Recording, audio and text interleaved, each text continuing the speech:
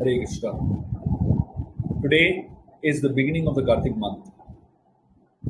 It is a very, very auspicious month for devotees. It is said that Hari Bhakti Vilas says this: "Na Kartika samo masa, na kritena samam yugam, na veda sadrishyam na tirtha gangaya samam. Kartika pravaro maso, Vaishnavanam priya sada. Kartikam skalam yastu, bhaktya sevata Vaishnava." It says there is no other month equal to Kartik, and there is no yuga equal to Satya Yuga.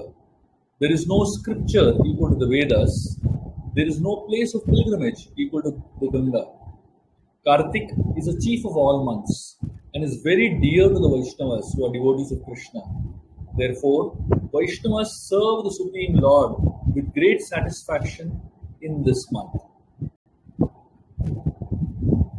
This month is considered to be a very, very auspicious and a very powerful month because of many reasons.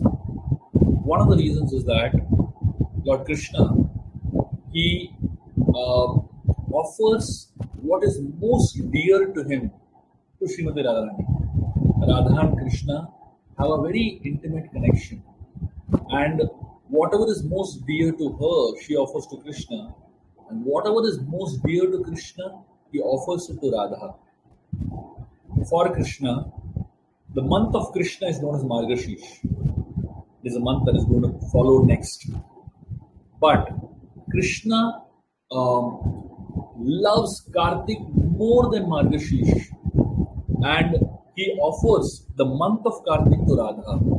It is explained that anyone who performs any kind of tapasya, any kind of austerities, any kind of devotion in the month of Kartik becomes very dear to Srimati Radharani, and anyone who becomes very dear to Srimati Radharani attracts the heart of Krishna immediately. It is said that in this 1 month, there are so many amazing festivals, so many amazing events that happen on this month of Kartik, and which makes this month very auspicious and very, very powerful. In fact, one of the most powerful festivals of the year, which is known as Damodar Leela, is celebrated in the month of Kartik. Tomorrow morning is a very important. It's tomorrow morning. I'm going to actually be giving a Srimad Bhagavatam class in this Japa, where I will be going into great details of Damodar Leela and explaining Damodar Leela in extremely great details. So if anybody wants to hear Damodar Leela in great detail, please do come to attend the Bhagavatam class tomorrow morning in ISKCON Japa. And those who are not in Bombay or those who are not able to come, you can hear it online. I'll drop the link in the group. But along with the, so one of the significant festivals that happen in the month of Kartik is Damodar Leela.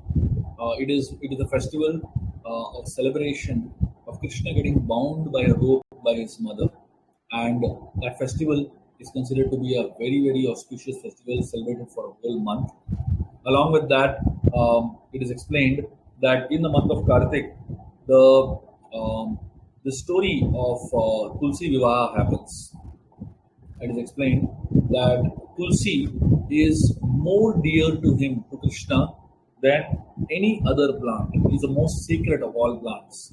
Similarly, Kartik is the most sacred of all months, and Dwarka is the most sacred of all holy places. And of all days, Ekadasi is the most dear to Lord Krishna.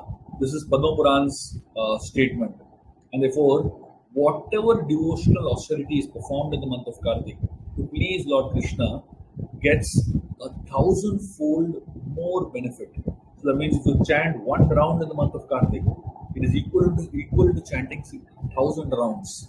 So every day, if you chant 16 rounds of the Hare Krishna Mahamantra, you're practically equal to getting the benefit of chanting 16,000 rounds of the Hare Krishna Mahamantra. So it is said that every person should try, anyone who considers himself to be a devotee of Lord Krishna must try to chant 16 rounds of the Hare Krishna Mahamantra during the month of Kartik.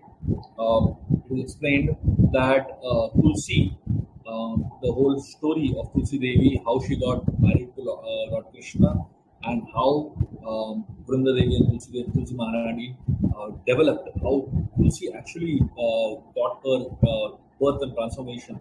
That happens in the month of Kartik.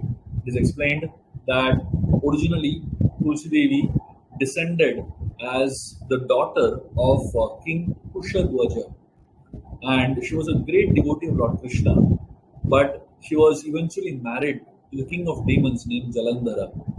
And Jalandhara was born in water. Shiva's third eye, it touched the ocean, and the spot where Shiva's third eye touched, there a child was born, and that child was known as Jalandhara. And Jalandhara claimed his rights over the ocean and demanded the 14 treasures that are churned out of the Samudra Manthan. And he declared a war against the demigods.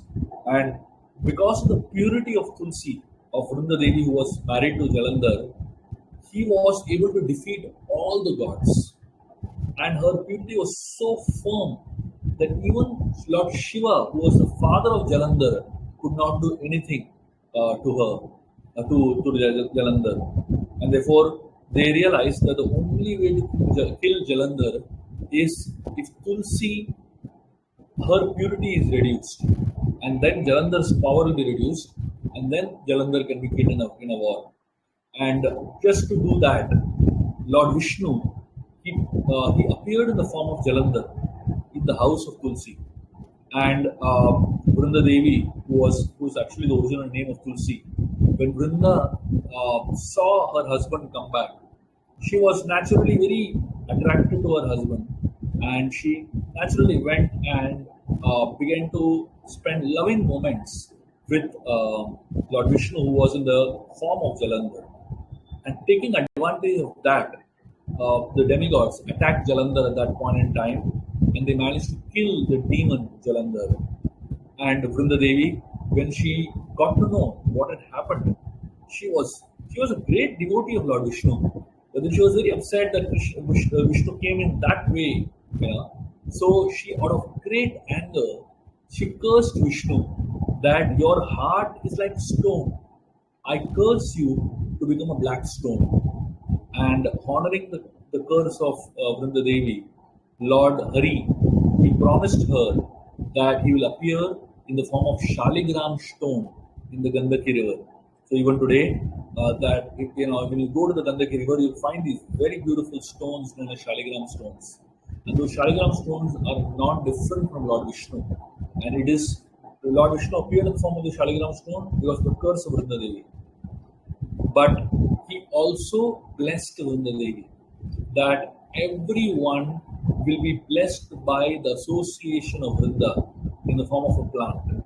And it is explained that so he was so touched by Vrinda Devi's devotion to him, in spite of her cursing, he didn't even take that curse very seriously. He gave the benediction to Vrinda Devi that you will appear in the form of a plant, which will become most dear to me. And the plant will be known as Tulasi. And he also explained that I will not accept any offering that is made without Tulasi. And therefore, he gave this benediction that she will eternally be in every offering of his. And he also gave her the benediction that she will eternally reside with him as his consort, as his wife in Vaikuntha. And that is how Tulasi and Shaligram, they get married to each other. So here is Krishna in the form of a stone, and here is Vrinda Devi in the form of a leaf, and they get married to each other. And therefore it is said, whenever Shaligram worship happens, Shaligram worship cannot happen without Tulasi leaf. Tulasi leaf is the primary worship of Shaligram. And therefore it is said that in the month of Kartik, so this whole Tulasi Vivaha and this whole story happened in the month of Kartik. Therefore it is considered to be very, very auspicious. And it is also said that in the month of Kartik itself, there was once a story of Lord, sorry,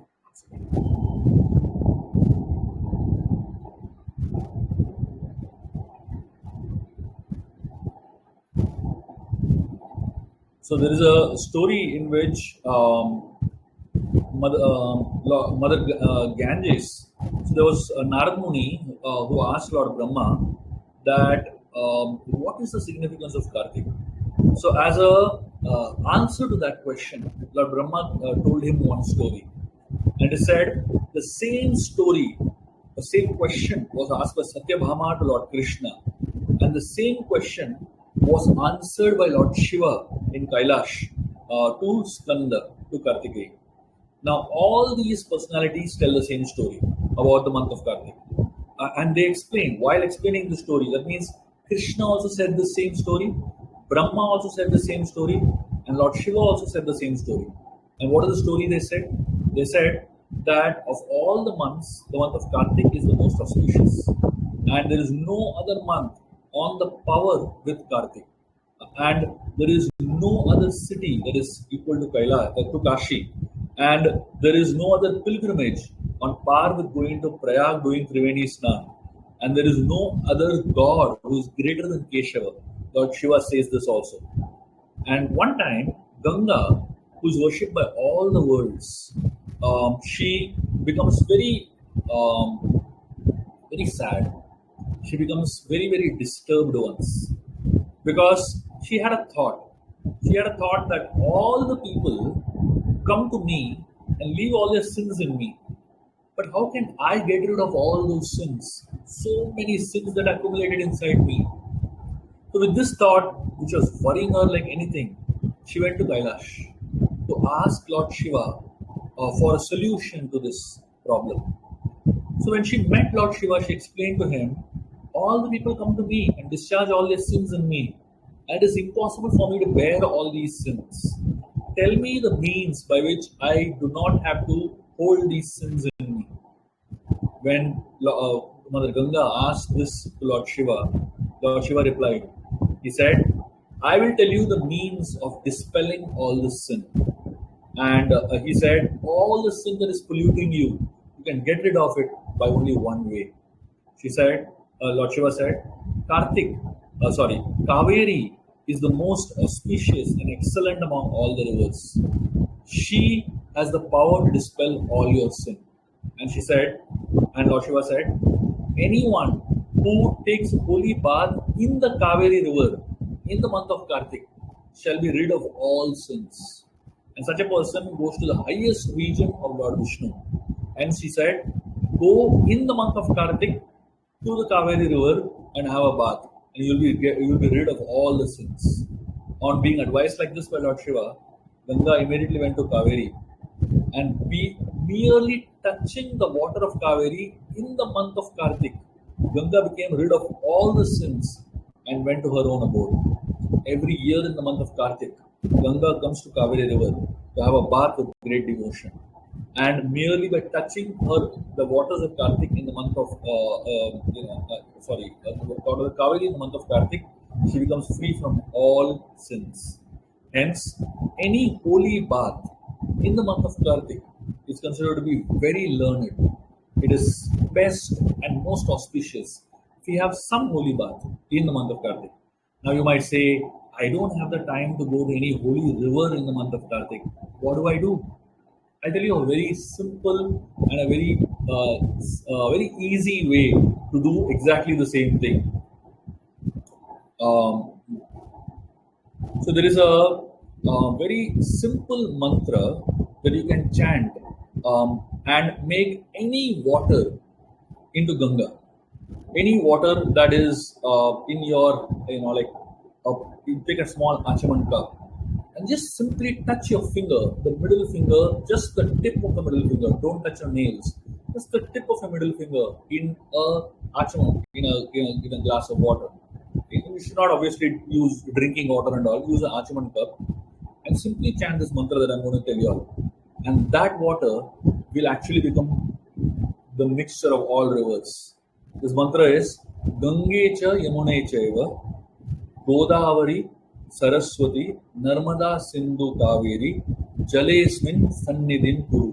That's all. You chant this mantra and you put your finger inside just touching the tip of the water, and that water becomes the combination of all these six rivers, and then you have a bath. You can take 3 drops of water on your head. That's as good as having bath in all these auspicious rivers in the month of Kartik. So I would highly recommend all of you all in the month of Kartik to do the following things and take the best benefit of the month of Kartik. It is said one can please Lord Krishna by doing the following things in the month of Kartik. First, chanting the holy names of Krishna. All of you who are attending the morning program on a regular basis, I highly recommend all of you to chant 16 rounds of the Hare Krishna mantra at least in the month of Kartik. If you're already chanting 16 rounds, try to chant as many rounds as possible in the month of Kartik. Remember, it's a sale month, it's a high discount month, and whatever is done in this month of Kartik gets 1,000 times the benefit. You chant 1 round, you're getting the benefit of chanting 1,000 rounds. So please, at least minimum chant 16 rounds of the Hare Krishna mantra, if not more. The second thing that you can do in the month of Kartik is every single day offer a diya, a lamp, a ghee lamp to Lord Krishna. It is said that in the Padma Puran, it is said that devotional activities that is done in the month of Kartik gives 1,000s of times the benefit. So it is recommended to offer a ghee lamp to Lord Krishna every single day in the month of Kartik. And while offering the ghee lamp, sing the Damodar Ashtakam prayers. You can just search on YouTube for Damodar Ashtakam prayers and you can sing along the Damodar Ashtakam. You can search for the lyrics of Damodar Ashtakam also.